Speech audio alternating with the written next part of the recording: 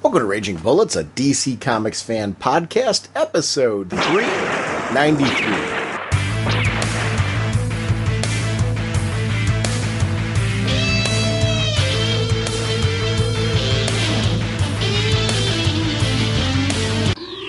Welcome to Raging Bullets. I'm Sean Whalen, drnorge, and I'm joined as always by my co-host Jim. Sean keeps trying to fire a Zeta beam at me, so says the Sensei of the Whatnot, Segulin, and the Duke of You-Know. How's it going, eh?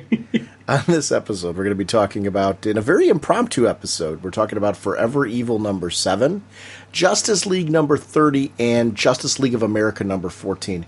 Basically, this is targeted to the whole wrap-up of Forever Evil. I know that we announced something different for the next episode, but when this dropped, issues dropped, we didn't realize that we were going to be able to have a chance to start talking about this now. So we will return to our previously scheduled content on the next episode. We are proud members of the Comics Podcast Network, the League of Comic Book Podcasts, and the DC Infinite Podcast Partnership. I want to give a real quick shout out to Comic Timing. Jim and I were recent guests with Ian Levinstein talking about all things X-Men, and you'll see a link to that in our show notes and on our website. So I want to just give that a quick shout out because we had a great time doing that. Sponsoring this episode is DCBService.com and InStockTrades.com. Over at DCBService.com, we actually on this episode started talking about Future's End, and in particular the 5-year later issue that's going to be coming up with DC. And I guess time-wise, I had a brain freeze. We're in May now, and looking at what's going on in a lot of the books, I didn't realize this jump was happening so quickly. We'd all heard about it, and I knew it was in September. I guess I just wasn't registering that, wow, in just a few months we're going to be hitting this. I love when DCB Service does this. They recognize that certain books are bundled together and come up with unique ways to organize it for us as purchasers. So if you go over to their website, they actually have a Future's End microsite that lets you purchase either the 3D edition or the standard edition. And the price is $239 if you're going for the 3D edition, $179 if you're going for the standard edition. So it's great if there's certain books where you're like, I really want to read this, but I'm trying to keep myself within a budget. You have the option to kind of mix and match. Or if you're a collector that likes to get both, you have that opportunity as well. So it's cool. Future's End's coming up, and DCBService.com is your source for pre-ordering the books that are going to be affected by this. Over at InStockTrades.com, I'm going to shout out the Black Canary and Zatanna Bloodspell hardcover. This just came out, and it's Paul Dini, and it's Joe Quinones. It's Quinones. I know I butchered that one. This is another one of those DC original hardcovers. I love these. And it's 144 pages. It's $22.99 regularly, 50% off, only $11.50 at InStockTrades.com. I like to shout these out because they're things that are easily missed, and they're usually dynamic and really incredible. 2 great names on that one. Artwork looks fantastic, and just jump on board. Mr. Segulin, what kind of a podcast are we?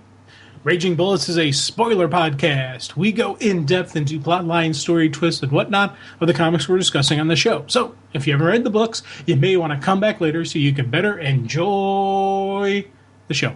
Let's talk some comics. To the Batmobile. Let's go. Atomic batteries to power. Turbines to speed. You're ready to move up.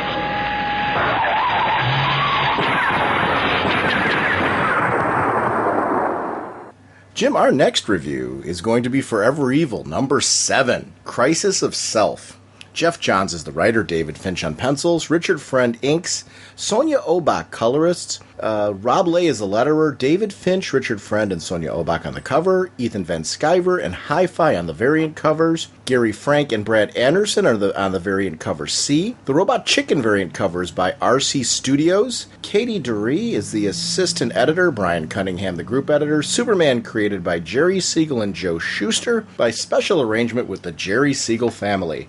Apologies for any name butchery there. This was one of those, when you and I were making plans for our next episode that we were going to do, we hadn't realized that this was coming out yet. And I know this issue was delayed a little bit, but man, was I excited at this point, because this event's been going on for a long time. It's been well over 7 months now. Drastic changes for the New 52 in general coming out of this event. I mean, you can just tell by what's going on here. What was your feeling? I was blown away. I was absolutely just shocked and amazed that I just absolutely hated this issue. Yeah, I'm sure all that Lex Luthor stuff that you like so much. that didn't even I work. haven't done that in a while, so I figured I'd throw that out there. Just to get Did you notice I didn't even hesitate?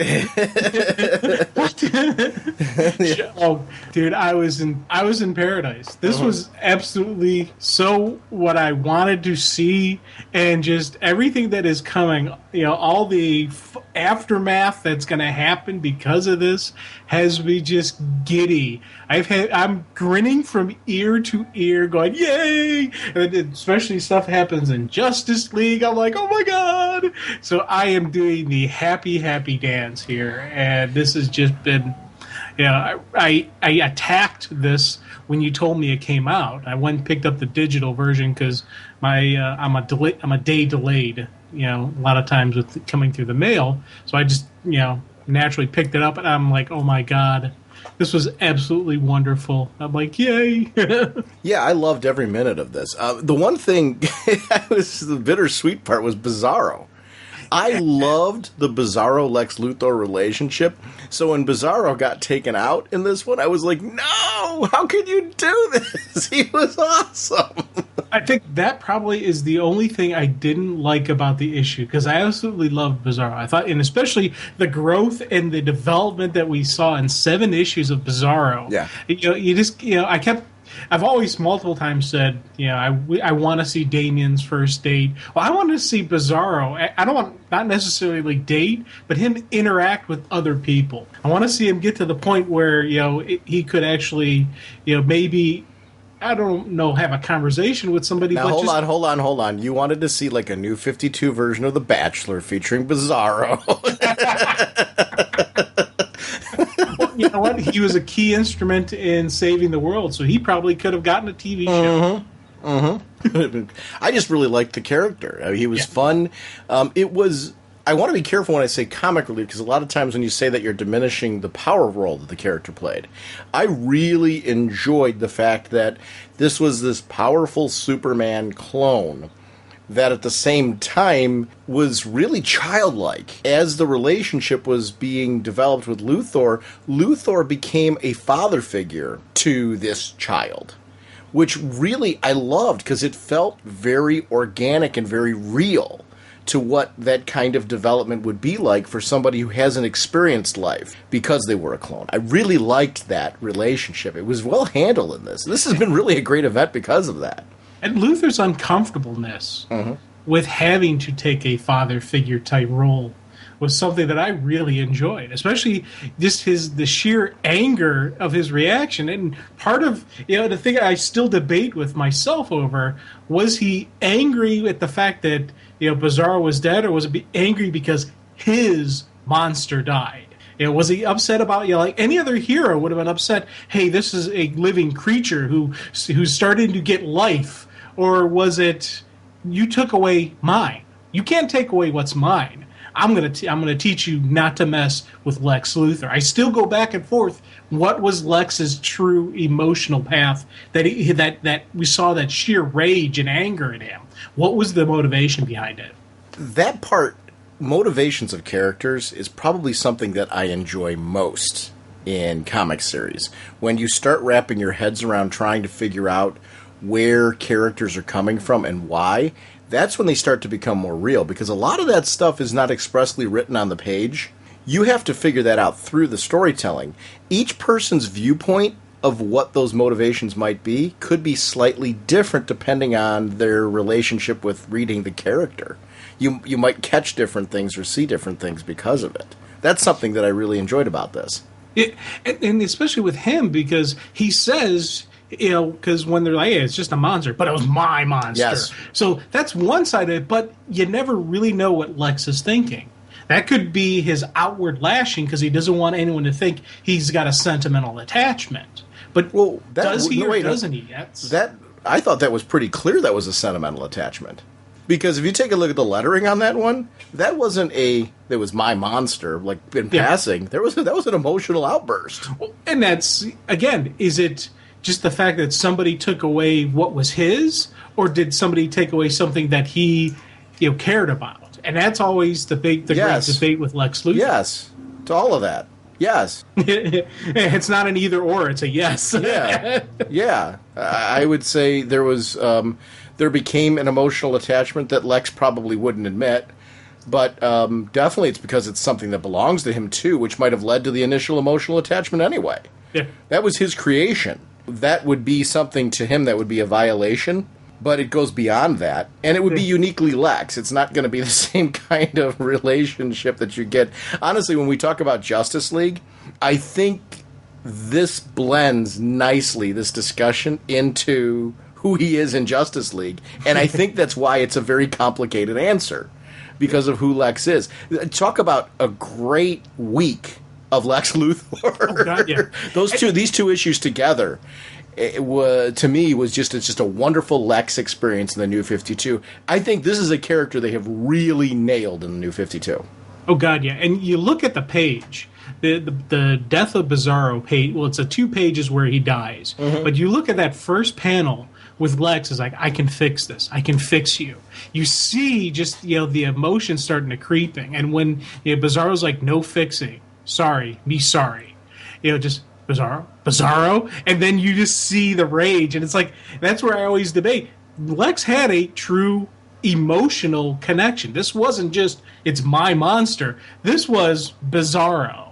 And I thought that, for me, again, showing that even someone like Lex Luthor still can get that emotional attachment, still can get that emotional response. And it's, kind of hero-esque of Lex to have this type of, it's not just a thing, it was Bizarro. And I thought, I loved those sequences, and these were pages that I read through and I watched, a couple times going, man, that is just, and again, wonderful writing, but this artwork. We got to completely give full credit to the emotional responses that we're getting out of Lex and Bizarro in these pages told in the artwork.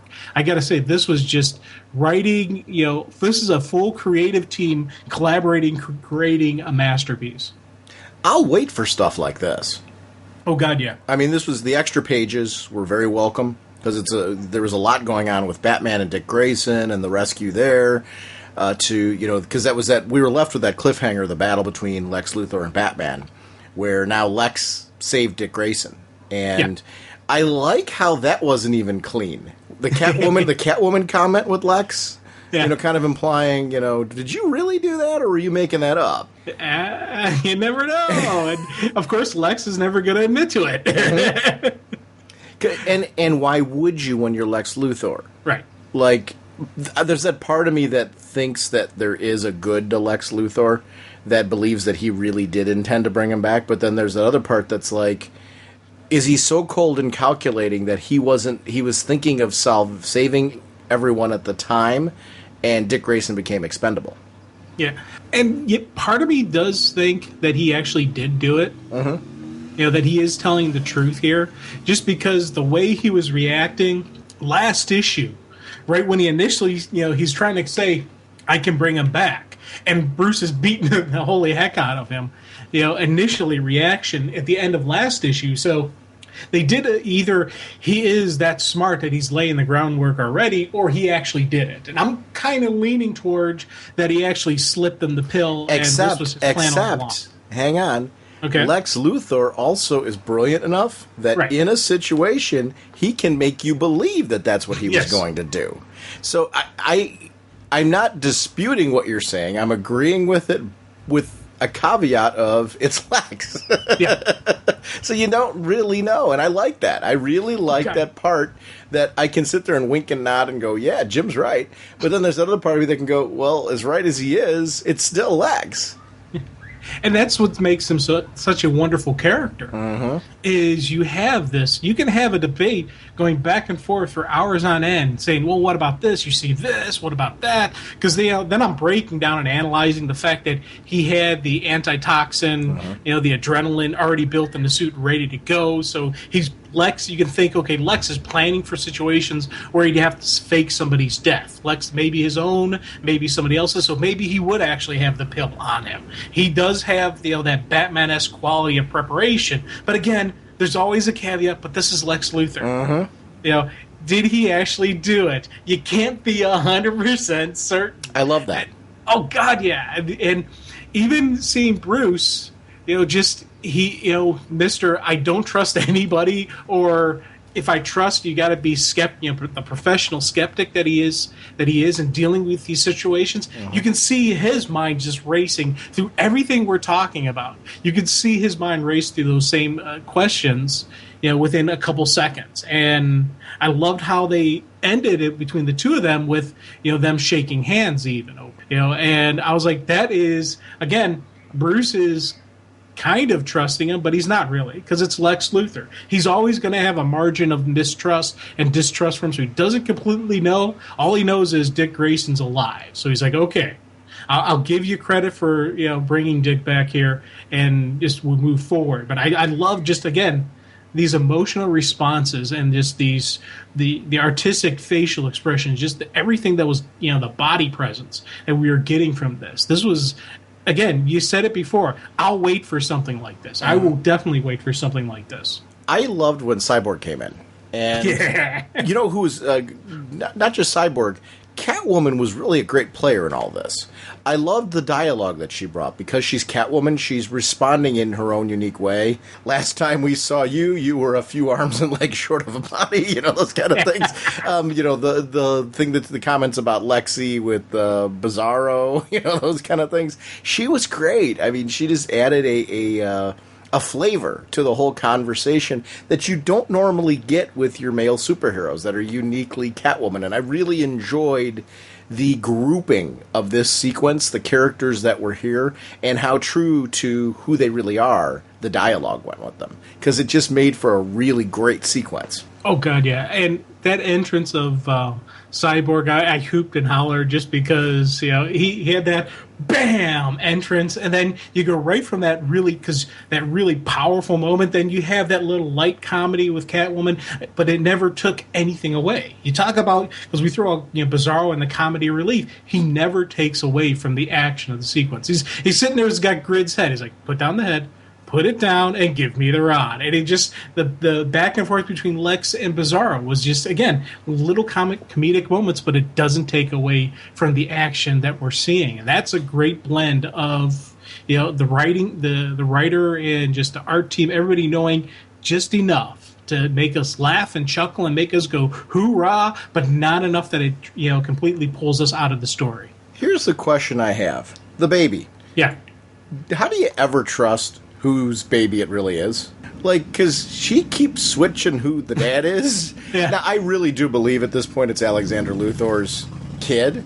But I wouldn't be remotely shocked to find out it was somebody else's. The Superwoman triangle, or square, that's going on at this point right now with Ultraman and Owlman and Alexander Luthor, I just thought was absolutely fantastic. I loved how that played out. I really didn't see coming, but if you look back at some of the previous issues, when the hood was still on Alexander Luthor, there were some sequences with her that allude to there being something more. Yeah. I didn't think it was this, but there was definitely, I remember back to when we had the mystery of him, she was behaving differently around him. And that's cool. It's cool how it connects to this now. And I remember when we in past episodes where we've talked about the guy in the hood and who is the guy in the hood, and we're all throwing out theories. And I know that somebody, whether it was you, me, or a caller, from a voicemail, I can't remember who, but somebody threw out the fact is, hey, what if the guy in the hood's the dad?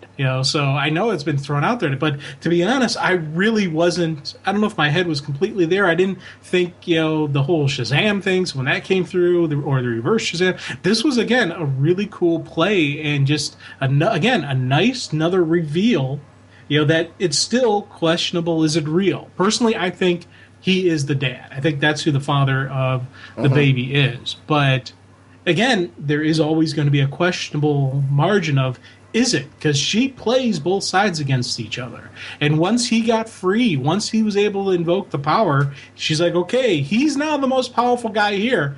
I'm going to side with him. And that's been her MO. That's been how she's been written from, the first issue. We've seen her do that. And I loved just how, again, characters develop, we get comfortable with who it is. I'm sitting there saying, yeah, that feels right. That seems like something she would do. And it's because we're so comfortable over these past, 7 issues that I was like, oh, that's awesome. Alexander Luthor gradually collecting powers, and this build to we'll go back to that because I want to talk about this build towards the revelation that there's something emotionally going on between Batman and Wonder Woman. Well, Batman in regards to Wonder Woman. Yeah. That is more than a friendship. That love triangle is very interesting to me. Yeah, I'm wondering, that was the thing with the connection between Bruce and Diana. Now, could it be just about respect and friendship and trust? No, not with the way, if you take a look at the way he eludes this, give me the lasso, Vic. I can connect with Diana. We've known each other a long time. She never responds. Is that really it, Batman? He never responded. And that wasn't a throwaway. True. Now, when, where, whatnot? No, it doesn't have to be that something happened between them. It has to do with feelings. It's somebody with a strong emotional connection to Wonder Woman. It doesn't mean that they slept together or that there was anything to happen. It means that he has those feelings, and he knows he does. That's the thing that's there. It doesn't have to be reciprocated, even. True. Okay. Yeah. It's funny because I'm reading this again and I'm like looking at the sequences, and again, once you get the stoic Batman when Catwoman's asking, "Is that really it, Batman?" And you get that look on his face, that kind of moment of I don't want to go there, and because with Colonel Trevor, with Steve Trevor, I never got it that she felt the same way about him that he felt about her. So if he could reach her through their connection, and not have it be completely reciprocated back, Bruce, if he had that same connection to her, could reach out to her. It doesn't say anything about Wonder Woman having an emotional connection. Right, it's who has the connection. Right. Yeah, because I'll tell you, the first time I read this, the way I read it the first time, but I'm now kind of slipping away from it, it's because Wonder Woman is one of the people Bruce truly trusts and truly respects. And I think that, for me, is how I read it, where that was his connection. But maybe there's other feelings and other emotions that Bruce has towards her that he couldn't admit to. Manhunter told Trevor that Firestorm's psychic bond could be broken by someone with a strong emotional tie to Wonder Woman. So what is that? I want to know. I'm insanely interested. Yeah. I think it's really cool. Yeah, again, because when I first read that, my idea was, because Bruce doesn't truly trust a lot of people. Right. Wonder Woman's one of the people that he truly and deeply trusts. Yeah, I'd say Wonder Woman, probably even, in a way I say Wonder Woman over Clark, even though he and Clark have that close connection. He knows Wonder Woman would be necessary, would do some necessary stuff. I think that kind of gives the connection that, a closer connection to Wonder Woman than Superman in a way. But again, it could be more than just that friendship and trust. She'll also cross lines that he won't, which he wouldn't like. Right. So I don't know. Yeah, it's a tough call. Back to Alexander Luthor. I love the whole sequence where Lex has to start developing a way to take this guy down.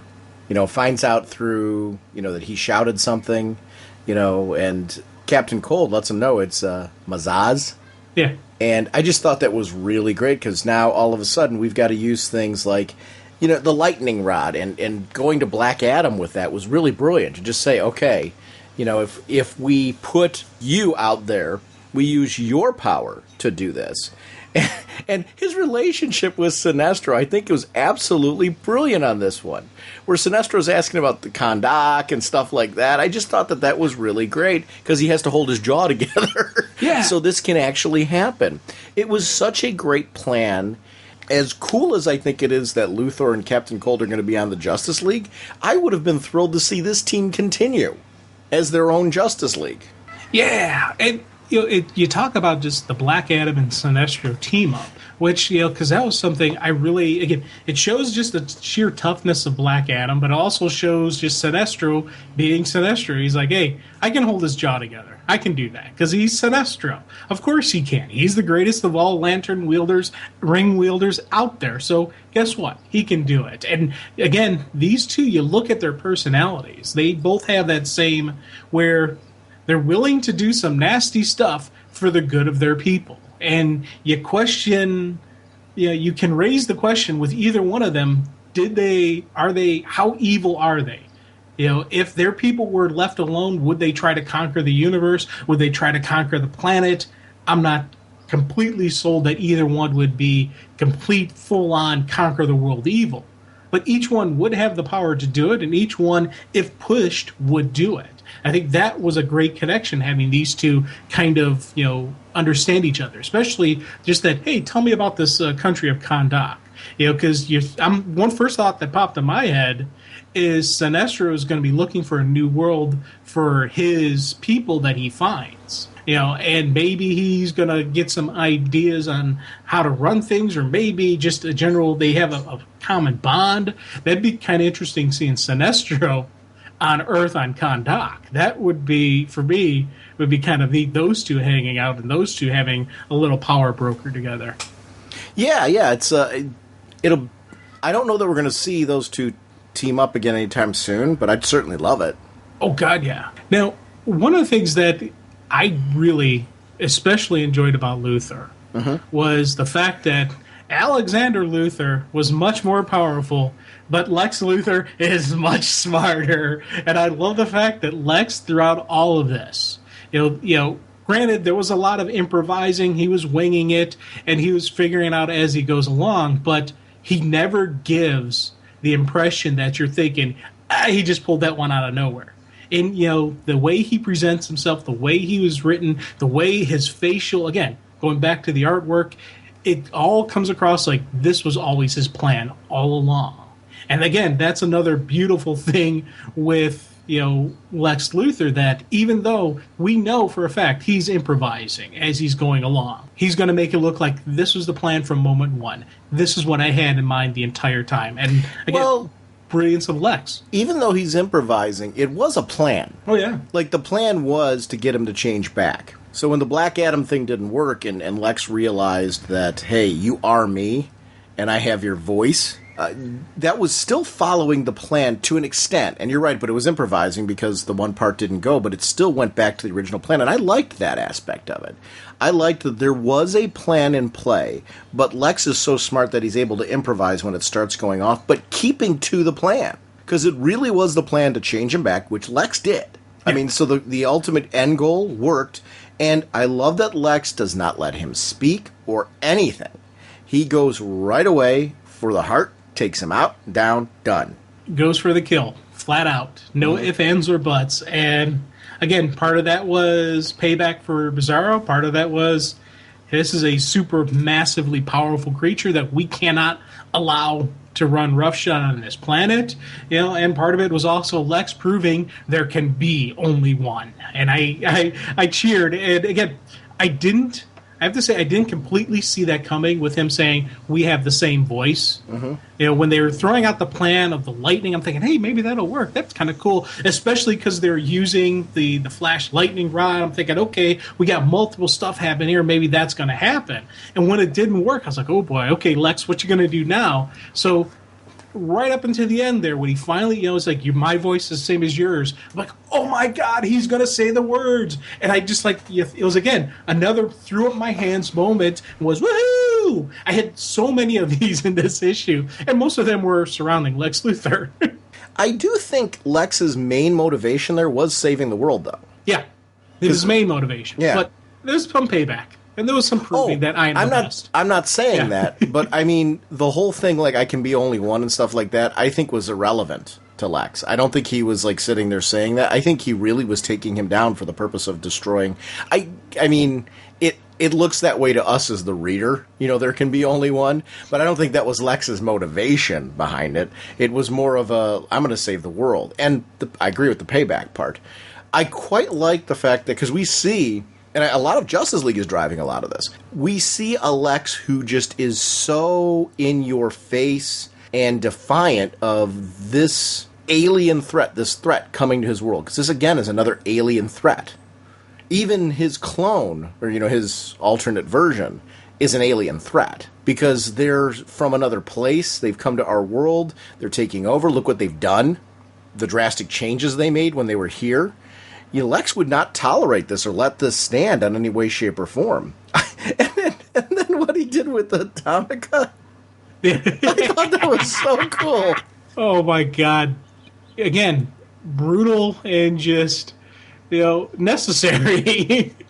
I'm normally not big on killing off villains and, you save them for later. You can do another story with them. But this was just so perfect because it was a squish, and again, you run it to think with you're shrinking your super small characters. And, people always say, hey, why doesn't he just step on him? Well, normally she would, shift down and it wouldn't work. But the panel right before that, she's saying, hey, my belt is on the fritz. Where you at? Calling out to Johnny. Where you at, baby? He's dead already. And you started all this. It ended. I'm ending it. Squish! I was like, wow. Again, that was just some cool moments. Again, cool Lex moments, but page right before that, we get Ultraman. Him dealing with Ultraman. Right there is a villain he didn't need to kill because the guy was already weak and pathetic. He wasn't a threat anymore. And I love the fact that Luthor's like, I could kill you, but you're not worth it. You're not a threat anymore to me or to my planet. And again, great Luthor moments. Now, leaving Ultraman and teasing him with the ring, was like the worst part of it. I wonder when Batman's going to realize his ring's gone. That part's going to be really interesting for Batman to actually realize my ring's missing, and what's that going to be like? How quick is it going to take for him to realize who has the ring? Oh, I think Batman will the detective part of him will discover it right away. It's got to be Luthor. Yeah. Lex saving Superman? Again, absolutely perfect. This was for him. It was the great moment for him to prove how superior he is. I absolutely loved it because I was wondering how they were going to get the sliver out of the brain. Because as soon as as soon as we get that panel with them coming out, I completely forgot about it until that first page of Superman's dying. I'm like, oh yeah, the kryptonite. But again, Lex Luthor. What happened? I just saved your life. And that look on his face, the actual smile, the glee, and I was like, yeah, all right, Lex. What do you think about Lex 2.0 with Ted Kord? First of all, we should probably talk about two. What do you think about the introduction of Ted Kord? I thought that was kind of cool. Again, my dealings with the previous Ted Kord, I didn't really know too much about him. Well, I knew the stuff, but I never really had that strong emotional attachment that a lot of people have. So right now we're getting the introduction of who he is. And this was Luthor being Luthor, where is he actually being nice to Ted? Is he completely using Ted for his own benefit? There could be some niceties to Ted. Especially because he's looking at this young kid that he can very easily manipulate. So now he's got this brilliant genius who's going to look to him like the father figure, who's going to, again, it's more positive PR for Lex that he saved this kid's company, that he's helping him through the thing. Plus, he's like, hey, this is a family business, and family is important to me. He's really selling who the new quote-unquote Lex Luthor is. And this was a brilliant usage of Lex. Again, with Ted, we're going to see when does Ted realize who the real Lex Luthor is? And, you think about the old Ted died because he thought, he figured out who the big bad was and no one would listen to him. When this Ted figures out that Luthor's really the big bad, how's that going to play for him? So there's so many stuff they could do with this Ted Kord. Is that really Luthor, though? Or is he more complicated than that? I don't know. I don't know that that's necessarily right to say that Lex Luthor's the big bad. I think that he's an interesting gray area. I think some of the things, like when he stopped himself, I agree with you. There is a benefit to Lex PR-wise in doing that. You're right. I don't know that that's the only reason, though. There's more to it than that. When he goes to the story with his sister, there is that part of him that you get like he wanted to cure her. He wanted to make that happen. he told an out-and-out, flat-out lie how he handled that story. So I'm not saying he's a good dude. Don't get me wrong. But I don't know that he's necessarily the big bad either. I think there's a rational part of Lex that wants to save the Earth for that reason, from the bigger threat that's coming. But then I also think there's an emotional part of Lex that he believes in Earth and wants to save it for some of the right reasons, too. And I'm cautious to say for the right reasons and being set in stone on that. Some of them is a good way to put it with him, because he doesn't fit your mold of he's a great good guy. I don't know that he's a great bad guy. He's far more interesting when he skirts the middle, which is what he's doing here. It's because now he's a unique character and a unique voice. And I think he can waver to be the big bad. I think he can waver to be the great good. But the truth is somewhere more complicated than that. So I think he skirts all of those lines. Yeah. And I think he's elastic in that he'll shift one way or the other. But I think that's because the truth is actually in the middle. True. And that's what makes Lex such a great character and such a great villain / hero / Lex. He's his own category of who he's going to be, what he needs to do, what he needs to do at the time. So, again, it's funny because with these sequences, I read through and I reread through and I look again at the Ted Kord moments, and you get this moment of this moment of sincerity, that Lex has on his face, where he's like, "Yes, of course, I can't take Kord from you. Why not? Because your father wanted you to run it one day, Ted, and that day is going to have to be now." And as he's saying, he's got his arm on Ted's shoulder, and all this stuff could be sincerity or could be Lex acting. It could be, or it could be column C, where it's a little bit of A, a little bit of B. You never know completely where Lex goes and where Lex lies. And I think, again, that I've said it multiple times in this issue and throughout the years we've done this. Lex Luthor is such a fascinating character that, when the correct people are working him, and the correct, the correct creative team is doing the writing and the artwork and everything's working together, firing all cylinders, you can have these conversations where you could spend hours on end just talking about a simple single page of Lex Luthor dialogue saying, well, what about this? Well, what about this? What about this? And that's the off-page discussion, the off-page thought that comes from Lex Luthor makes him, one of, if not the greatest characters. The Anti-Monitor showing up. And now we've got the Anti-Monitor hunting down Darkseid, absorbing worlds, eating worlds, this was the Crime Syndicate's world that was doing that. Really liked, I didn't see that coming. Nah, me neither. Gotta say that was a surprise. That was a pleasant surprise. Again, another woohoo moment where I stuck up both hands and cheered, because the Anti-Monitor, again, another really cool, powerful, because everyone was saying Darkseid. Even the heroes at the end say Darkseid. Well, it's not Darkseid. Now, if he's out to get Darkseid, if he's out to conquer Darkseid, is he out to conquer Darkseid for good reasons or for evil reasons? Well, is Superman's it worse or whatnot? Superman is right, though, that Darkseid's still out there and Darkseid's coming. It's just he doesn't know the whole story. Right. So there's truth to the Darkseid thing. They just don't realize how bad they've got it, because this is now worse. Oh, definitely. We could get Battle Royal, a triple threat, match right on Earth, with Darkseid versus Anti-Monitor versus the Justice League, which could definitely do even more damage than what we're seeing that these guys did. So again, future storylines that are going to come down the line have me excited. And of course, speaking of future storylines, Lex Luthor knowing the truth, or in his mind figuring it out, that Bruce is Batman. Well, the Dick Grayson thing basically opened that doorway. Yeah. And that's going to be interesting to see how that plays out. Let's actually, why don't we jump to Justice League and just start talking about how that issue played out, because the cliffhanger there really is revolving around that. Oh, okay. Our next discussion will be on Justice League number 30. The writer is Jeff Johns, pencils by Doug Monkey and Evan Rice, with inks by Scott Hannon, colorist Rod Reese, with letterer DZ Cienti, cover by Evan Reese, Joe Prada, Rod Rice, with the Robot Chicken variant cover by RC Studios, with assistant editor Amadeo Turturro, Turturro. Group editor is Brian Cunningham. And of course, Superman was created by Jerry Siegel and Joe Shuster by special arrangements with the Jerry Siegel family. You know, the cover was absolutely outstanding, but when you turn the page and that whole secret society stuff's going down, I didn't see that coming. It was so awesome. I just really loved seeing Lex and the Justice League come in and take that. And we're taken to what is a later phase because we're not here yet. Because, then we jumped to 4 days earlier to actually see what leads up to that. But I liked seeing that lineup. It was a good move coming out of Forever Evil.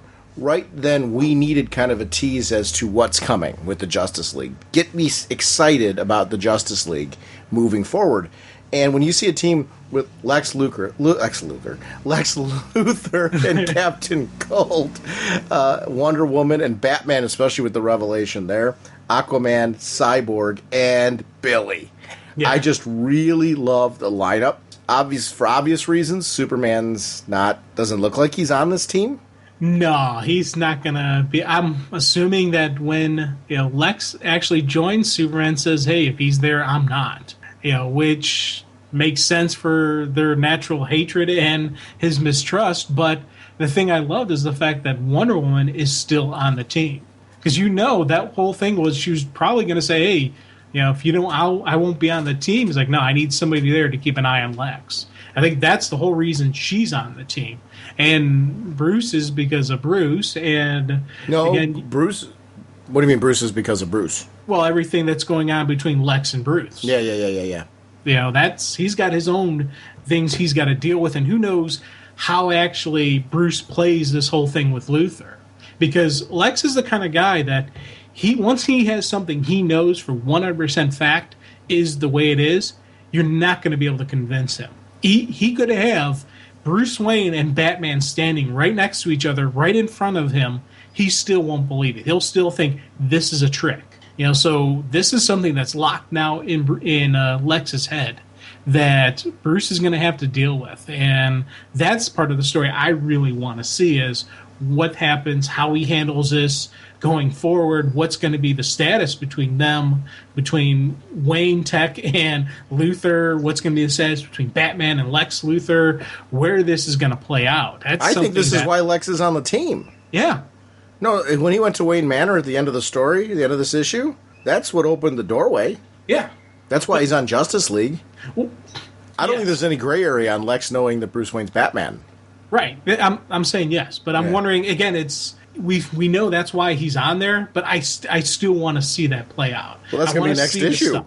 Yeah, this is the thing that's got me excited for the next issue. Yeah. I'm pumped for especially, again, off-page thinking, because I loved when, Clark and Bruce are talking, and it's really bothering Clark just how sick he's getting, that how much positive press Lex is getting. And even Bruce is like, "Hey, I hear you, man. My board of directors tried to convince me to retake up that Lex Corp proposal on the technology co-development deal with Wayne Enterprises. I'd love to see, again, these are outside of their hero personas being affected by Lex Luthor." And again, it was some great stuff. And seeing Perry have to publish the article, Lex Luthor Saves World, that killed him. That just tore him up. And I was like, dang, that is awesome. And the great part about that is you see it on every device everywhere.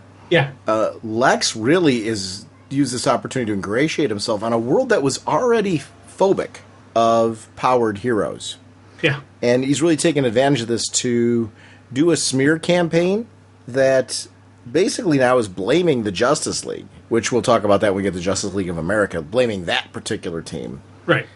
Using this as a way to be on this team, there's two ways this can go. Lex really can remain that kind of gray area that really is doing things for the purpose of the betterment of humanity, and you kind of keep him in this role and just make him a unique player. Or there's going to come a point in time when the world's saved that we see Lex's plan all along was to turn on them. Yeah. Do that by getting on the inside. I don't know which it's going to be, and I kind of like that. I like that Lex is the kind of guy that it was when he was president. One of the great things about that was Lex's ego makes him want to be the greatest president ever. So he will strive to do that. Lex's ego could make him want to be one of the greatest heroes in history. So there could be that part of Lex that actually becomes a great Justice Leaguer. It's going to be interesting to see how this plays, because I don't know that there's a clean-cut answer on the direction of this. It really is something that I'm hoping draws people to the book, that aren't normally reading Justice League, just because it's a unique direction. I think it's really, really interesting. The hunt for Lex, the fact that everyone's out to get him, including Batman, and where that all leads to the new Watchtower, which again, it's Lex. We rebuilt it for you, but and just to show you my trust, I'm giving Cyborg access to everything. I'm going to put quotes around that because there's got to be a back door, right? There's hidden files and there's hidden. But here's the thing, though. On one hand, there's probably back doors, but Lex knows how powerful and how connected Cyborg is. Yeah. So I don't think Lex right now has those installed, because if he's going to know, Cyborg's going to find him. Yeah, you're right. You might be right. So my guess is there's probably a non-computer backdoor, like a panel on the outside of the station that's a manual turn, that's hidden somehow, that's not in the directions, that's not anywhere that Cyborg would know it exists. Go old school, not technology. Go with the physical side of it. If anything like that actually exists. What would that do for you, though? Just because Lex needs his own... Lex always needs to have his secrets. Lex needs to have his ego. With the security on there, what would that do positive for Lex? Well, that would be Lex's escape tunnel if he ever had to escape out, or if he ever had to sneak in, is the only thing I'm thinking of. Except, would Lex... I guess this is where I'm kind of going on your thinking of he wouldn't necessarily put in the back doors and stuff because Cyborg might discover them, and he genuinely wants to ingratiate himself. Would he put that in knowing that could leave that possibility open for some other threat? Yeah. Because he really is putting this team trying to get himself on this team to be an integral part of stopping the threat. So, I don't know. I wouldn't be surprised to see anything that you mentioned, but I also wouldn't be surprised to find out that beating this threat is more important to him than that. Yeah, and with because the other thing I was looking at, you see all his interviews that he's doing. Yes, Justice League of America is getting blamed for this, but he's very careful to say not to blame the Justice League for this. So he's doing, and he had those great speeches where he's talking about, the firefighters and the police and the soldiers who every day risk their lives without the benefit of superpowers. And, I am humbled to stand alongside them. You see this humility and this again, these are lines that Superman has thrown out. And I love the fact that he's using that now. But again, it's part of it is getting in with the people in general, getting in with, maybe convincing some of the people in the Justice League, hey, I've been humbled through this experience. Maybe he is trying to get them to drop their guard, to trust him. And he's going to wait, because a secret back door or something like that would completely give away that he's got something, up his sleeve. So that's something he can always wait on. Or even just assume that he can figure out a way to stop it even without the back door, because he's Lex Luthor. So there's always the question of Lex's, ego, Lex's faith in himself, that he doesn't need to have the tricks up his sleeve to win in the end. There's a lot of different stuff ways. Again, it's the complexity that is Lex Luthor that makes him wonderful. That on one hand I'll say one thing, on the other hand I'm like, I don't know. He doesn't really need that right now. He's got all the cards in his hands. They need him more than he needs them. I can't wait to see what happens with the Doom Patrol. I love that they had that Doom Patrol in the shadows. That was really cool to bring that in. The Wonder Woman sequence where she is trying to find Lex, and the Flash kind of talking about, but no swords and throats. Not that you'd really do that, right, Diana? No answer again. There's a lot of no answering. Yeah. Well, again, it's Diana, her character, her personality, just who she is. This is the Amazon warrior, and we got Barry, who's not the killer. He's a cop first and foremost, and his mindset. He's the good guy. It's of everybody on that team, he's going to be the first probably to trust Lex and to think maybe Lex could turn over a new leaf. Now, again, he is the cop. He is the deduction. So there's always going to be that skepticism with him, but there's also is the belief that there is good in people. So he's the character that I'm going to watch. Billy already trusts Lex, but Billy's a kid. He's never really had that history with Lex Luthor. He doesn't know everything behind it. I'm talking people who've had that history, who've seen the evil side of Lex. I see Barry being the first one to actually trust Lex, and I think that's going to be interesting. If he does, when he does, how he does. Is the process? I don't think Barry's on the team. What? Barry's not on the team. Yeah, the Flash is always on the team. What are you talking about? Look back at the original team on the page that went after the Secret Society. Flash wasn't there. Captain Cold was there. You know what? You are correct, sir. I stand corrected. So I'm just naturally thinking Barry's going to be there, but I think Captain Cold being there changes things. I think Captain Cold takes his place. Now, I wonder if it's the same type of situation where we have the Superman not wanting to be on the same team as Lex, but again, Barry may trust Captain Cold because Captain Cold is a rogue. He's a thief. He's not a killer. And there's that whole side of that. But you get those cool moments of Cold with his parole officer saying, hey, you're not a killer, and you just helped save the world. It's unless the Flash wants to take off his mask and reveal himself and testify at your hearing, you're going to get free. You're going to be fine. And that could cause a problem with the Flash and the Justice League or the Flash and all of this. I never even that. Yeah. Oh crud! Because I was naturally thinking Flash is going to be on the team, but yeah, we don't have a Flash on this Justice League. That's cool. Yeah. I'm really interested to see what's going to happen here. The Power Ring stuff. Yeah. We saw that one. I didn't realize we'd so soon find out who this new host is going to be. And I'm really excited to see how that plays out. That person's going to be the new Power Ring. Good, evil, what? I mean, because the ring itself says, you have been chosen to annihilate the Earth.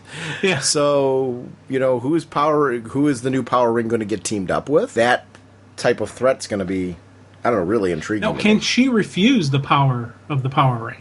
I don't think she has. I don't think she has the ability to refuse it. It's a parasite, and she's such a victim. No.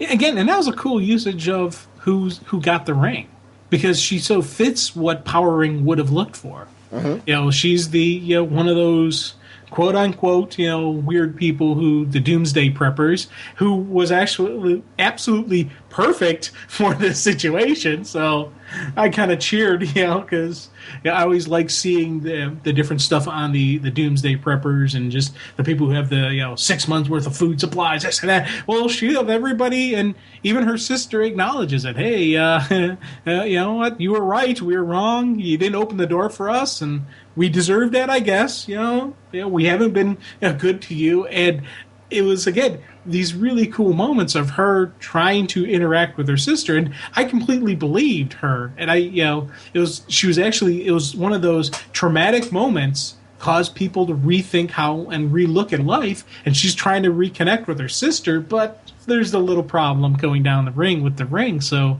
these are going to be, I'm wondering where this is going to play out. Is this going to play out in this series? Is this going to play out in any of the Green books?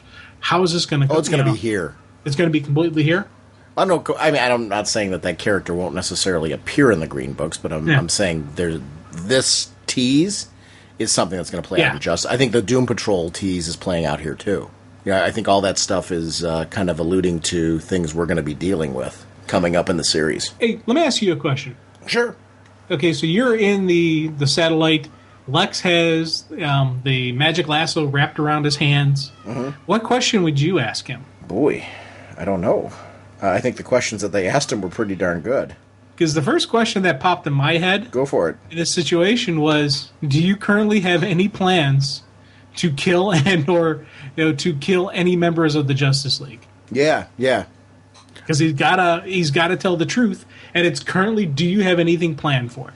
Now, granted, right now, maybe he currently doesn't have anything planned, but, Then the second question is, Well, what is wait, your hold intention? on. Okay. They did ask him that. Why would you ever want to be a member of the Justice League? In that question, if it was to infiltrate, that would have come out. See, I think you need to be more specific, because How much more specific can you be than why would you ever want to be a member of the do you have any Justice League? plans to kill Superman? Do you have any plans to kill any member of the Justice League? Jim, he had the lasso wrapped around him because I'm Right. an egomaniac. You want the truth? Here it is. For the last 3 days, I've been celebrated as the world's savior. It's what I'd always dreamed of, albeit it came about in a much different way. This is, again, under truth. I hope to convince them of the alien threat you posed and attracted, Superman, before being cheered on as the only man capable of eliminating a Kryptonian. But that's all changed. I want to save the world again. So this is all some kind of ego boost? Partly yes, but there's something else, Wonder Woman. I see now that Superman isn't the greatest danger to humanity. Whatever destroyed the crime syndicate's world and forced them to flee here is still out there. And together, we're the only ones who can stop it. I think in that speech, every bit of that was truthful. He had the lasso Definitely wrapped around everything him. I don't think there was anything else to tell other than that. Because the second they said, why would you ever want to be a member of the Justice League? If Lex had alternate intentions in that moment, it would have come out in that question. Because he can't lie. Well, true. You can't, sit there and only tell partial truths. You're compelled to tell the truth. Not partial truths. You're Right. compelled to tell the truth. But his reasoning for being in the Justice League may not be to kill Superman. His reasoning, what he gave, was complete truth. But he still may have a plan in the back of his head to kill Superman. That would be hiding the truth. What you're talking about, if you've got a plan in the back of your head...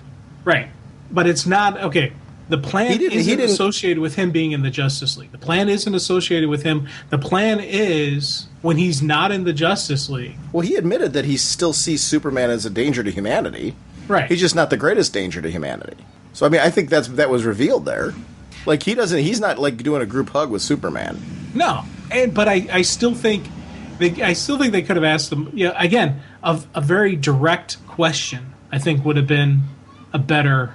Well, now granted, what they did was cool, and this we got a lot out of this, and I agree with you. Lex does not see Clark as being the greatest threat because he can't lie, but I still think I wouldn't. Well, it ends because Superman says we've right. already He done. stopped the questioning, but if the questioning continued, could you have gone further? Yes. That's what I'm thinking. I wish they would have done. But that's just me again thinking. If I was sitting in the room, I'd be like, "Hold on, Superman, throw that around his wrist again. I got a couple more questions for him." Mm-hmm.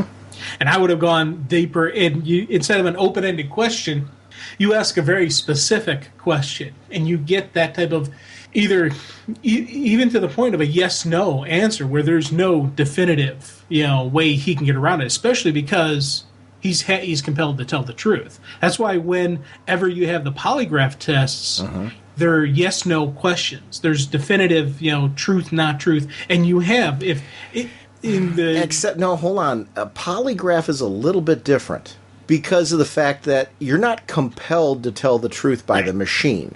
You answer questions honestly, and if the question doesn't push you to say all of those things to the point where you have an emotional reaction, that's how you would get around that. The lasso's a little different. It's magic. Right. It compels you to tell the truth, not to hide the truth. On a polygraph, technically, you could leave a in the back of your head thing there as long as you're emotionally being truthful. And that's why with the polygraph you do the very specific questions. Right. I don't think you compare the lasso to a polygraph, though. I think it's beyond that. True, yeah. The lasso is so much better than a polygraph, but it's that same mindset in the line of questioning. Sure. That's where I'm coming from on this. And I don't. You know what? I guess I feel like I'm arguing a point that I'm not really against, because I'm with you. It would have been nice if Superman hadn't broke up that conversation and the questioning continued. And I honestly agree with you. If I was there and you and I were there, and you said, well, shouldn't we question him further? I would go, he's right. Yeah. Why on earth would we stop? Which is what you're saying. I'm more coming off of, I think the question that they asked would have revealed if he had something duplicitous in his True. membership of the Justice League. Because he's not going out of his way to make himself look like this great guy. He's saying, I'm an egomaniac. But he's also saying there's a genuine threat there. I don't think he's joining the Justice League for the purpose of undermining them or destroying them. He's joining the Justice League because his worry is the bigger threat. So they're not in his plans right now. Does that mean when that threat's gone that you shouldn't throw that lasso on him again? Absolutely.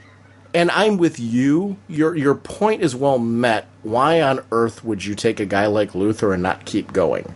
Yeah. This should have been like a really lengthy interrogation. And I would have started throwing out questions. Did you have so-and-so killed? Did you have so-and-so killed? Did you kill so-and-so? Where's Jimmy Hoffa? Exactly. And I don't want to sound like I'm knocking what was written on page, because this was really cool. I really did like it, and I love seeing Clark have this emotional response, and the fact that earlier we were saying if I could get sick, I would get sick. I do enjoy seeing these human side of Clark and seeing this, kind of just him handling it differently than I would. But again, I'm not truly emotionally responsive and connected to this. This isn't. I'm an outsider looking in on this. And the fact that I do think off page, tells what a great story this was and how well this was written and how believable this is. Because you see the two people who have the greatest emotional response are Clark and Diana.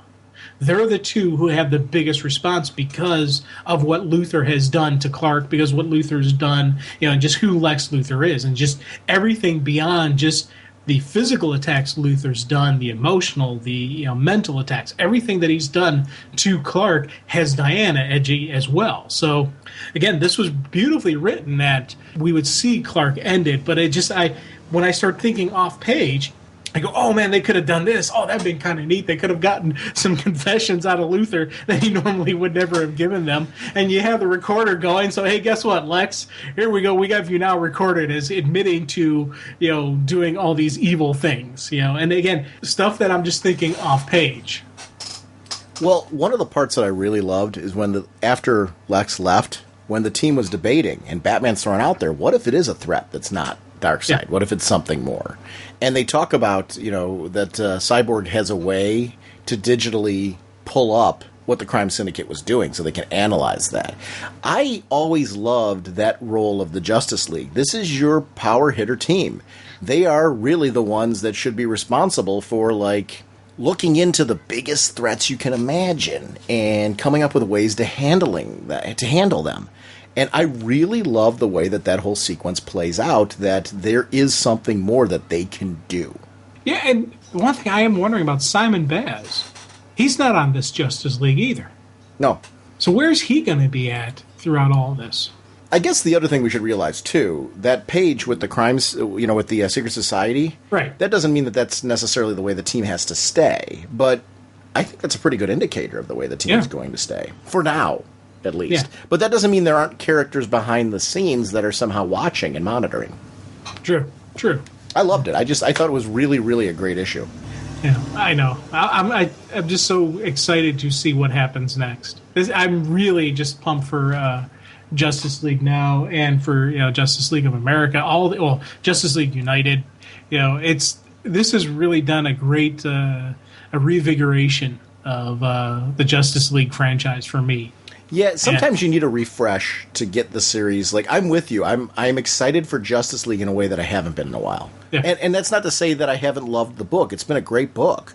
It hasn't been that flagship that in a while. And that's not a knock on it. I think there comes a point where you just got to do a refresh.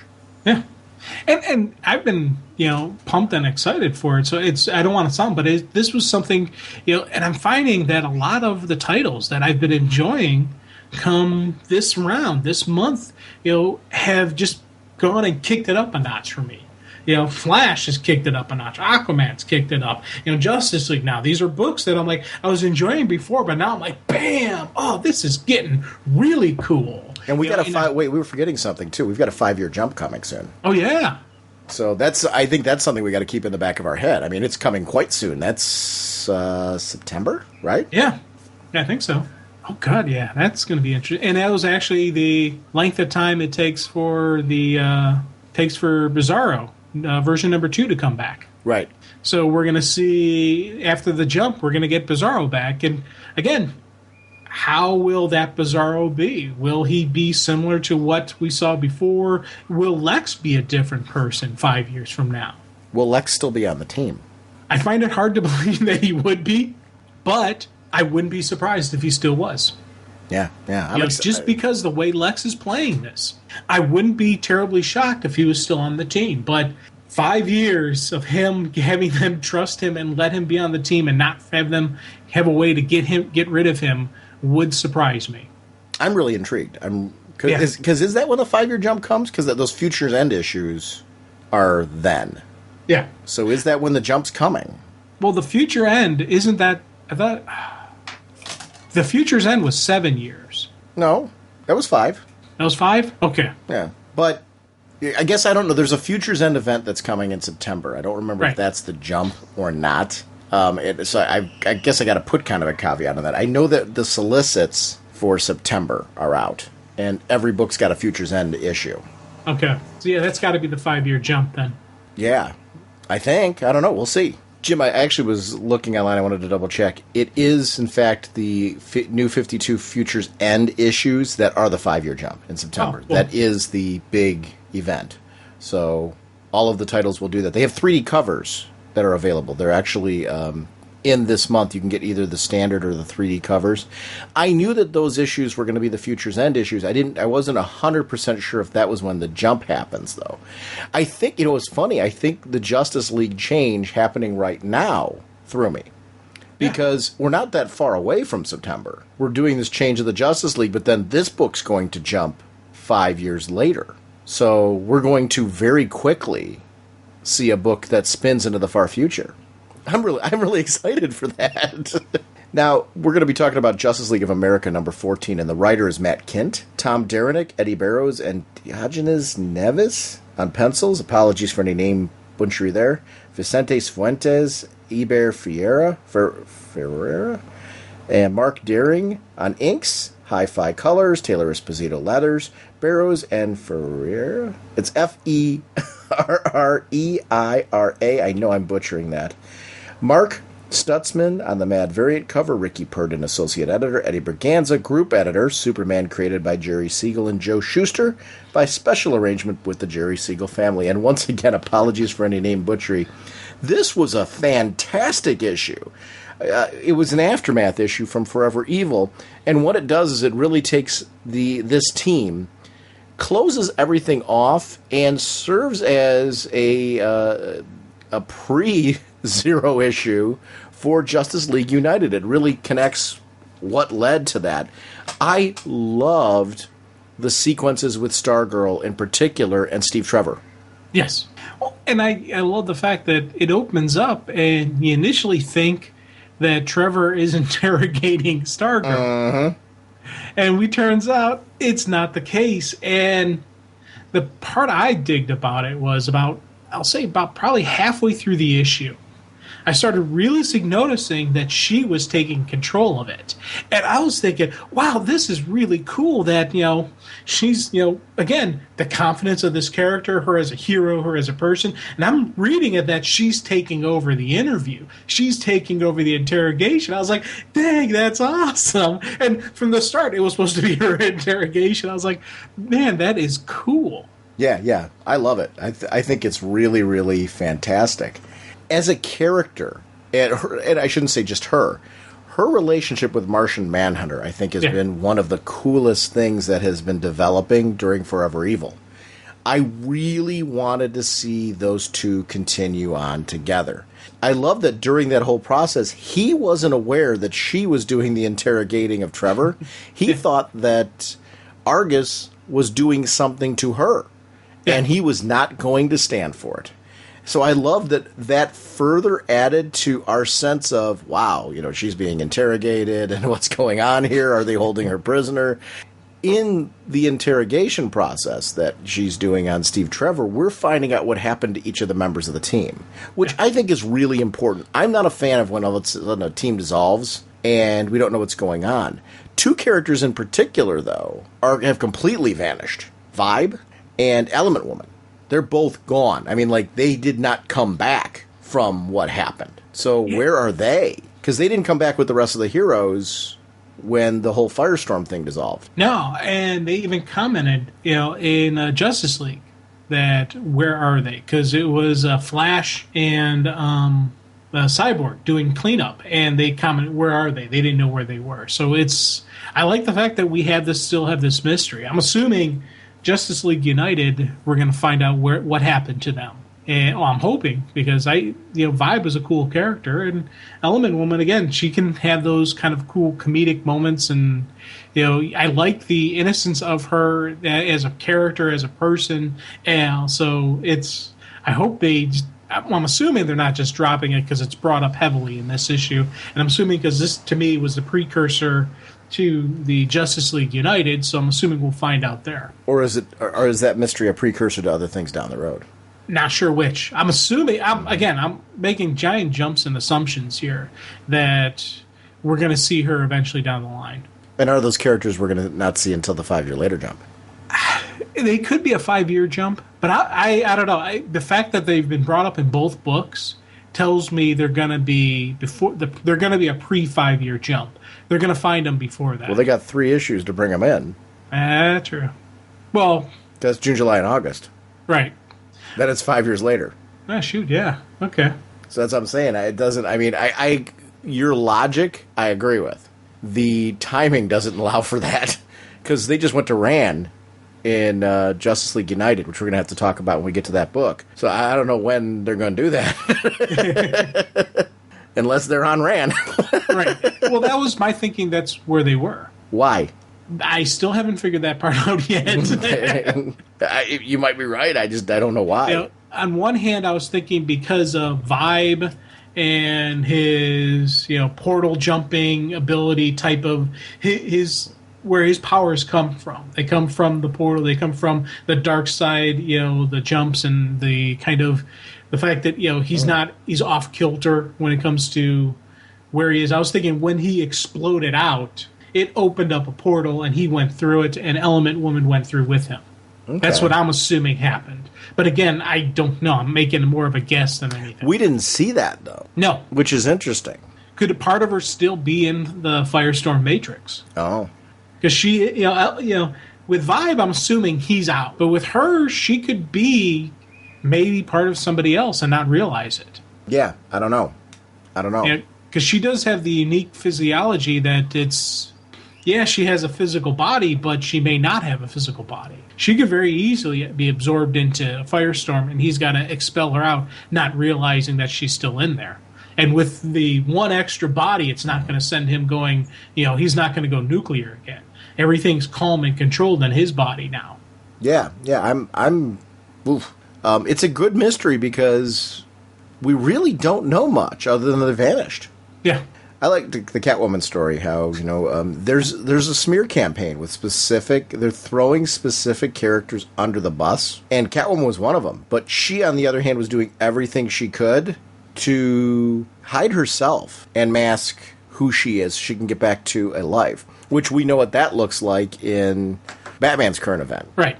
So it's neat to see how this laying foundation work for her. The Simon Baz stuff, talking about him, the handling of him in this book was really, really great. Talking about how he went through the most personal torment inside the Matrix.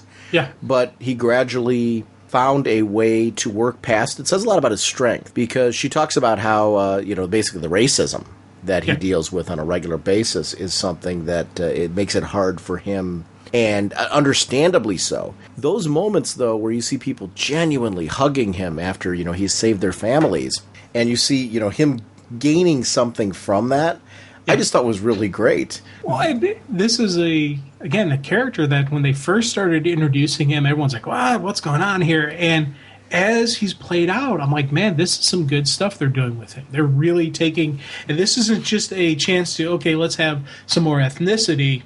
in the DC universe. They're taking and they're creating this character, and they're giving us a really cool backstory and development of the hero, development of the person, just where they're slowly going with this guy. That I'm really digging what I'm getting from this, and it's to the point where I do want more of his story, and I want him in one of these books. And we just recently, I just did a quick jump online to the point where I was like, hey, what's going to happen to this guy? And I did a quick search on Wiki, and they have listed on his Wikipedia page that, in the Book of Oa, he is listed as being the person who will train the first female Earth Green Lantern, Jessica Cruz, who is the name of the female who got the other Earth's ring bearer's ring. So if he is going to be her training, maybe we're going to see, I don't know if it's going to be in this book, if it's going to be in Justice League, or if it's going to be in both books. How they're going to show that training and that happenstance of, her, maybe she can turn that ring good. Maybe Simon can turn that ring good because he's doing stuff that normal ring bearers can't do. Maybe something changed, though. Yeah. Maybe what was planned before in the Book of Oa might not be the way it's going to play out now. Yeah, I don't know. I'm intrigued. I wanted to see a new Hard Traveling Heroes. Like, I would buy that book. Yeah. A Green Arrow and Simon Bad's team-up book. Yes. Because I geeked out. When I turned the page, I'm like, what do you mean they aren't sticking together? I liked that Ollie was stepping up and trying to bring a team together and looking at the Green Lantern. I mean, obviously it was a wink and a nod to all of us that love the Green Arrow, Green Lantern team-up. I wanted to see these two, though. I really, really did. I thought it was really kind of cool. That shot, that was really terrific artwork, where you see the two of them running together. Oh, God, I was cheering on that page. I wonder which book that's going to play in, because that could be happening in Green Lantern. Yeah, because and it could happen in Green Lantern. I'm thinking one of the Justice League books is where we're going to see all this stuff play out. It depends on where he's going to wind up. Yeah, I want to see him on one of the teams. Yeah, and if they're not going to play him out in the Green books, because I think the Green books are pretty full with everything, all the craziness going on in the Green universe. That one of these two books is the only place for him, which kind of stinks because he's a cool character. I'd like to see, he's a character that I would read a solo series on in a heartbeat. Mm-hmm. But again, with so many lanterns out there, I can't see them doing another lantern series, which kind of stinks, but I understand why. But again, this is a character that I want to see him some more. I want to get more of this character, and it's because they've done such a great, they've done a great groundwork, and we're seeing here in just a couple pages, you can get still some really neat stuff out of him. When Arrow reaches out to Katana, it was great because it felt very good and linked to what's currently going on in his book. Yeah. It was nice to see kind of that wink and a nod to the things that are going on there. I was glad to see Amanda Waller when she finally came in with John. Yeah. And they were having that conversation. Manhunter, again, is doing this kind of quest to break down and find out where Stargirl is. We get to see a Hawkman appearance. Of course. It's always good. And I think that's part of the reason why I was thinking on Rand, is because we saw, Vibe on the same panel with Hawkman, and we know Hawkman's out. Well, they were different panels. I know different panels, but that's why I was thinking it. But take a look at that image of Vibe. There's nothing on that connects it to me, and neither does Element Woman's. Right. So, because look at the way she just went straight up in the stratosphere. But I'm thinking back to the Justice League United pages where they show what the Zeta Beam zapping up, and that's kind of where I was thinking with her. Now with him, he's running. Sheer just, he's got that fear, grit, the sweat perspiring. It kind of, triggers in my head when Barry was running, with the crisis, where he basically ran to his death. Could Vibe be in one of those situations where he's pumping his energy through to a point where he's going to burn himself out? I don't think it's a throwaway. No, I definitely don't. He's got some serious stuff going on with him. No, I'm talking about, I don't think those two characters vanishing is a throwaway. I think we're going to eventually find out what happened to them. For real, I think it's a pivotal part of the story. Here's something interesting. Uh-huh. Okay, look at the Hawkman panel. Okay. Now look at his background. You have that planet-type thing that looks like it has a blast of light, possibly an energy beam. Then you go down to Element Woman's panel, and I would connect her panel to his panel. I can see your point there. I don't know. Now with Vibe, still is a mystery. I don't know.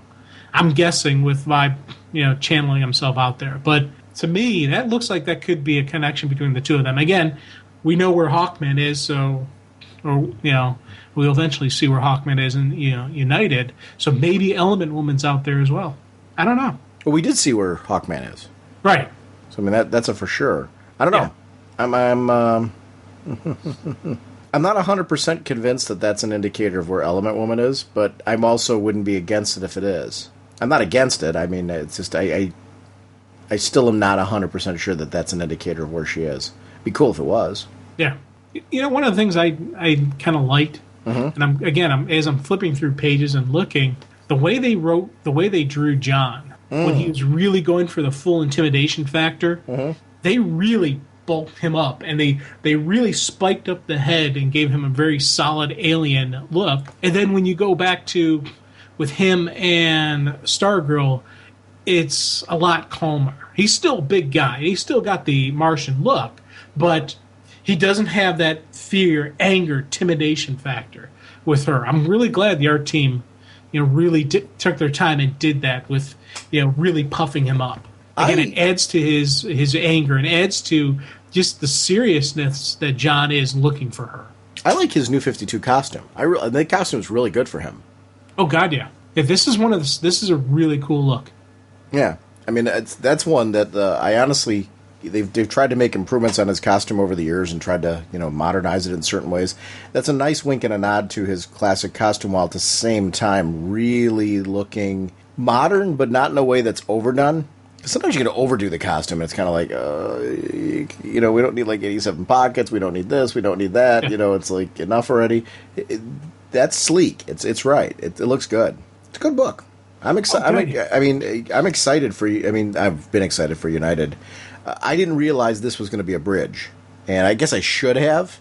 But I like that I appreciate when they take time to do this. Yeah, and it's funny because, as I said with the last Justice League, it really got me excited for issue 31. Now, I've already read Justice League United 0 and issue 1, but this still had me going, okay, cool. And especially because the thought of, with Element Woman, and I was thinking maybe Vibe, and just, again, another nice little piece of the puzzle, another nice recharging and energizing for the stories that are out there. This was a really cool wrap-up piece and a good ending to this series. It gave us a place where all the people are, and it didn't it gave us a reason why this series is ending and why the next one's continuing on. And I like that. I like seeing that. Yeah, because the team's basically dissolved. Oh yeah, and they had to dissolve because of the public image. The public will not allow Justice League of America. The government won't let it happen. But Arrow was trying to bring them all back together outside of it. Right. Arrow was not trying to bring them back together under the government. He was being honest about it and saying, this is where we're at. We could be something greater, though. Let's get the band back together, without a lot of success. Yeah. And he does end up joining United. So he ends up being on that team. Right. So, and it was neat because you think about that United, she sent out the beacon on the old Justice League of America communicator, and Arrow jumped at it. And seeing him in these issues where he's trying to put the band back together, where he's trying to get everybody together, it really showed why he would jump at it, why he would be the first responder for the distress call. Do you mind when stuff like this comes out after? Like, we've had 2 issues of United already. Do you mind when stuff like this comes out afterwards? I liked it. I liked the bridge. It didn't bother me at all. But admittedly, it came out after 2 issues of United are already on our doorstep. Not at all. I absolutely, this was awesome. Yeah. Again, it's, as I said, this was, it gave a nice little, now you know the rest of the story. Now you see some of the back stuff. What we got from, United, we're now seeing, okay, here's the, further, you kept calling it a bridge, and it's a great bridging piece, but it's also a really good, solid ending for Justice League of America. And I'm glad they gave Justice League of America an ending, a solid ending, and not just have it kind of shift away and dissolve, and just the issues not be the comic not be around anymore.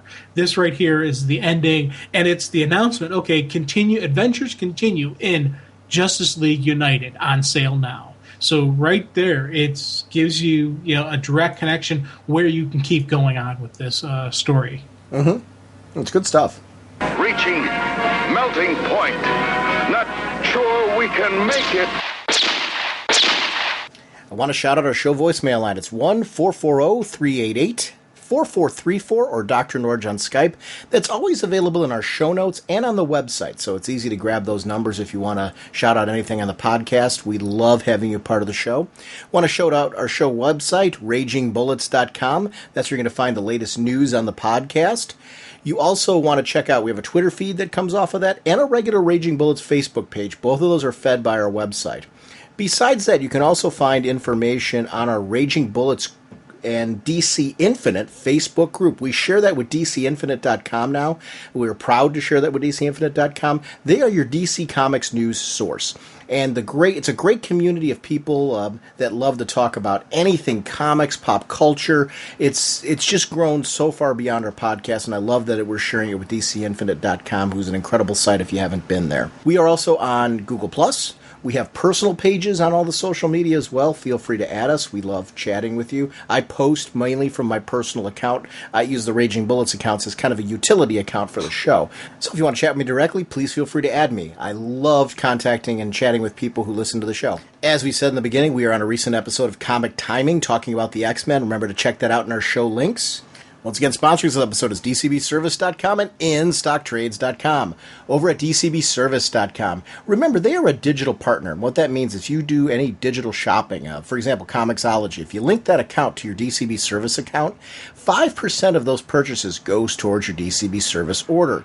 It's really important that you do that because that gives them an opportunity to get a little kickback from it as well. It's a great way to support our show sponsor. They support a lot of podcasts, and it's a great way to give back. So please consider doing that if you haven't already. Speaking of our show sponsor, DCBService.com has a futures and microsite. This is your go-to source if you're excited for the big events that are coming in September.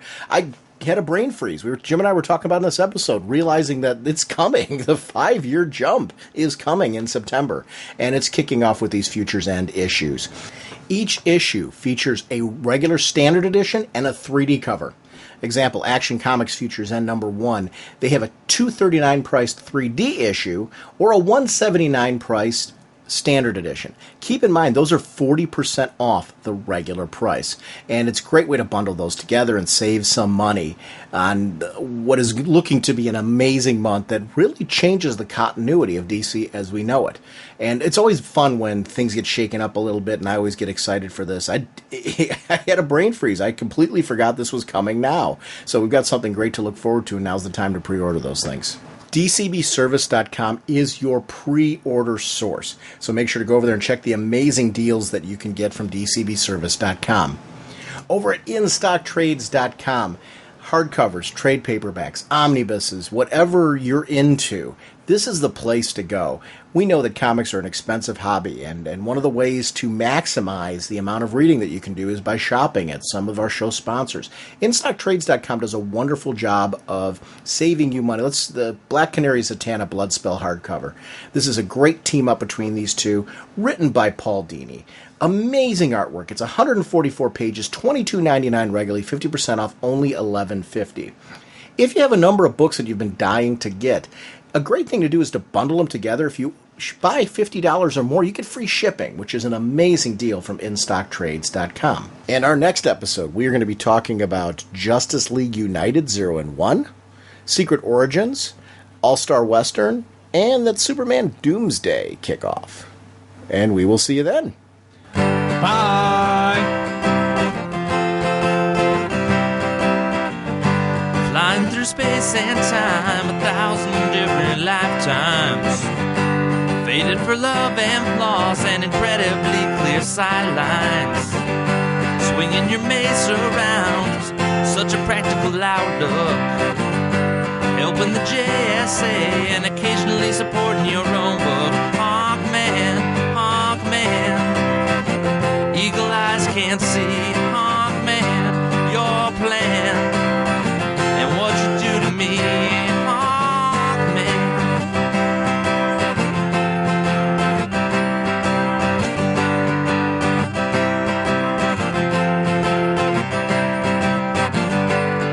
Germans are closing in, be they Thenin Guard or Egyptian. Working so hard to thwart you and Hawkgirl's mission. The odds are not on your side, and danger seems to stack up. Things would be so much easier if you would just call for backup. Hawkman, Hawkman, eagle eyes can't see your plan and what you do to me. Hawkman, Hawkman, eagle eyes can't see. Hawkman, your plan and what you do to me. Hawkman, talking about Hawkman.